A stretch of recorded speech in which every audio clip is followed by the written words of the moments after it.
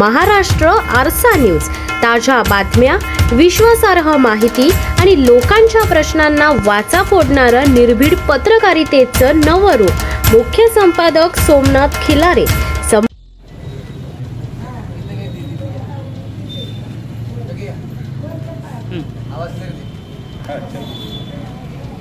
आज या ठिकाणी मोहोळ नगरपालिकेच्या समोर माहिती अधिकार कार्यालय यांच्या सर्व कार्यकर्त्यांच्या वतीनं, पदाधिकाऱ्यांच्या वतीनं मोहोळ नगरपालिकेवर या ठिकाणी उपोषण करण्याचा निवेदन या ठिकाणी केलेलं आहे आणि त्यांचं उपोषण चालू आहे। त्यांच्या मागण्या एकदम रास्त आहेत।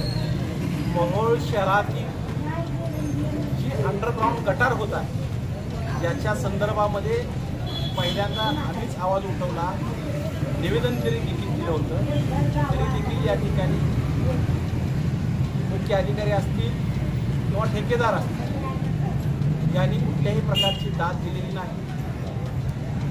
4 इंची पाईप या ठिकाणी टाकलेला आहे आणि 4 इंची पाईपाला किती फ्लो, किती पाणी जाणार आणि पावसाचं पाणी कुठं जाणार हा महत्त्वाचा प्रश्न आहे। घरगुती पाणी त्यामध्ये जाईल पण पावसाचं पाणी कुठं जाणार? घरातून निघालेली महिलांनी आंघोळ केलेली असेल, पुरुषांना आंघोळ केलेली असेल, त्यांना केस गळती आहे, केस गळती होऊन त्या चेंबरमध्ये अडकणार, शॅम्पूच्या पुड्या त्या चेंबरमध्ये अडकणार, वेगवेगळ्या वस्तू त्या चेंबरमध्ये अडकून 4 इंची पाईप पॅक व्हायला किती वेळ लागणार अशा प्रकारचा प्रश्न आहे। अशाच पद्धतीची योजना कोरडवाडी नगरपालिकेनं त्या ठिकाणी राबवली होती। ही योजना फेल गेलेली आहे। कोरडवाडी नगरपालिकेची योजना फेल गेलेली असताना देखील या ठिकाणी हा हट्टास केलेला 129 कोटी रुपये खऱ्या अर्थाने ह्या शासनाचं पाण्यामध्ये घालण्याचं काम तत्कालीन माजी आमदार असतील, त्यांचे सर्व सहकारी असतील यांनी या ठिकाणी केलेलं आहे।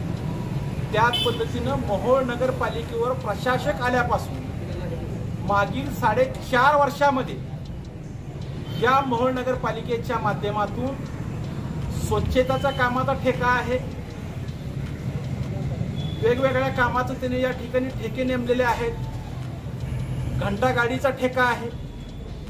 तुम्ही आज पाहिलं तर घंटागाडीचा ठेका ज्या वेळेला सुरुवात झाली आणि आज या दोन्हीमध्ये एवढा मोठा फरक आहे।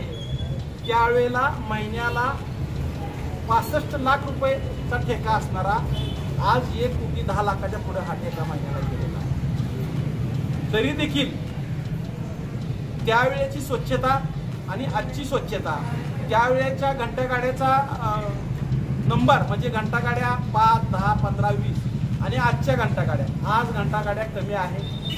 घंटागाड्या दररोज त्या ठिकाणी जात होत्या, आज एक दिवसा 8 घंटागाडी त्या ठिकाणी जाते। याच्याबद्दल देखील खऱ्या अर्थाने ही मागणी रास्त आहे। मोहोळ शहरातल्या अनेक रस्त्यावर या ठिकाणी खड्डे पडलेले आहेत। रस्ता म्हणजे तो खराब होणार, आम्हाला माहिती आहे, 3 वर्षाला त्याचं मुदत असते, पण आज नगरपालिकेनं मुख्य रस्ता एवढे खड्डे पडलेले असताना डांबरीच्या रस्त्यावर कॉन्क्रीटनं खड्डे बुजवले। ही देशातली नाही, जगातली पहिली नगरपालिका असेल की डांबरीच्या रस्त्यावर कॉन्क्रीटनं खड्डे बुजवले। डांबरीच्या रस्त्यावर डांबरीनंच खड्डे बुजवले पाहिजे आणि कॉन्क्रीटच्या रस्त्यावर कॉन्क्रीटचेच खड्डे बुजवले पाहिजे, हे न टिकणार। आणि डांबरीच्या रस्त्यावर कुठं कुठं मुरुम टाकलेलं आहे। अशा अनेक रस्त्याचा त्यांनी बट्ट्याबोळ या ठिकाणी केलेला आहे। पाईपलाईन खांदलेला आहे, रस्ता उकरलेला आहे, या ठिकाणी ड्रेनेजची लाईन खांदली, रस्ता उकरलेला आहे। अनेक भागात या ठिकाणी गॅसची पाईपलाईन खांदली, रस्ते उकरलेले आहेत आणि रस्ते उकरल्यानंतर ती काळी माती बाहेर काढली पाहिजे। तिथं कॉन्क्रीटचा रस्ता उकरला तर कॉन्क्रीट भरलं पाहिजे किंवा तोपर्यंत मुरुम भरला पाहिजे होता, पण ते काळी माती पूर्ण पसरल्यामुळं पावसामुळं सगळीकडे लोक घसरून पडायला लागले, सगळीकडे चिखल झालेला आहे। थोड्याच कामासाठी दुर्लक्ष केल्यामुळं खऱ्या अर्थानं अशा प्रकारची परिस्थिती निर्माण झालेली आहे।